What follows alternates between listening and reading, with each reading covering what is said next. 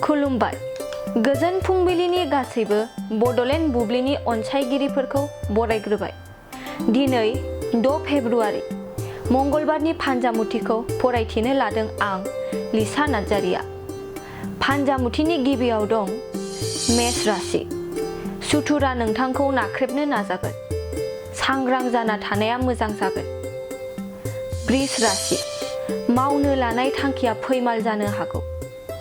धोन दौलतआ जोबस्रांनो हागौ। बरादा जोबोरैनो गाज्रि जागोन। मिथुन राशि। माबा मोनसे खामानिनि थाखाय सोरजोंबा जगाजग लानो गोनां जागोन। जिरायनो सम गैयै जानो हागौ। कर्कट राशि। गोदान रादाय खानो हागोन। साननायफोरा जाफुंगोन। गोथार सान। सिंह राशि। सोरखौबा गोरोन्थि खोथा बुंफ्लांना गोसोआव गिखांनाय फैनो हागौ। गाज्रि सान जागोन। कन्या राशि। नोंथांनि जौगानायानो बयनिबो नोजोराव गोग्लैगोन। सुथुरजों मेगन साजागोन। तुला राशि। माबा मोनसे खामानि मावनो थांखि लानो हागोन। बयनिबो थुलुंगानाय मोनगोन। वृश्चिक राशि। माबा मोनसे मुवा खहा जानो हागौ। एसे थाल लानाया गाहाम जागोन। गाज्रि सान। धनु राशि। न'खराव गोरोबलायनाया फैगोन। रंजा खुसियैनो समा थांगोन। गोसोआ गोजोननाय मोनगोन। मकर राशि। सावस्रिया जोबोरैनो मोजां जानो हागौ। रंजा बाजायैनो समा बारलांगोन।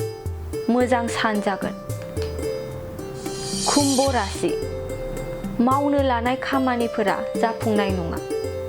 धोन हानि जानो हागौ। गाज्रि सान जागोन। मीन राशि। धोन दौलत आरजिनो हागोन। आखायाव रां रुफा फैगोन। मोजां सान जागोन। दिनै सानसेनि राशि फरायथिनायाबो एसेनोसै। आसा खालामो नोंथांनि दिनैनि साना मोजाङै मोजां थांगोन। बेखौ बड'लेण्ड बुब्लि नखरनिफ्राय मिजिंथिबाय। दानिया फैदो नोंथांनि फान्जामुथिखौ बड'लेण्ड बुब्लिनि हेफाजाबजों मिथिना लानि। गोजोन्थों। Good news for everyone. For the academic year 2024-2025, admissions to playgroup, nursery, LKG and UKG are underway at Vidyavili Kids School in Habubari, Kokrajhar. This Vidyavili Kids School has many facilities for students like smart class and daycare.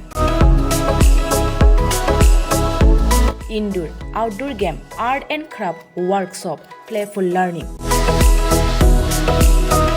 Environment and dance room, modern teaching aids, audio visual room. Good teachers, student one-on-one training on one language and speech development.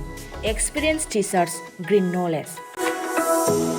Why are you waiting for the admission? Call 6900 304050 for more details.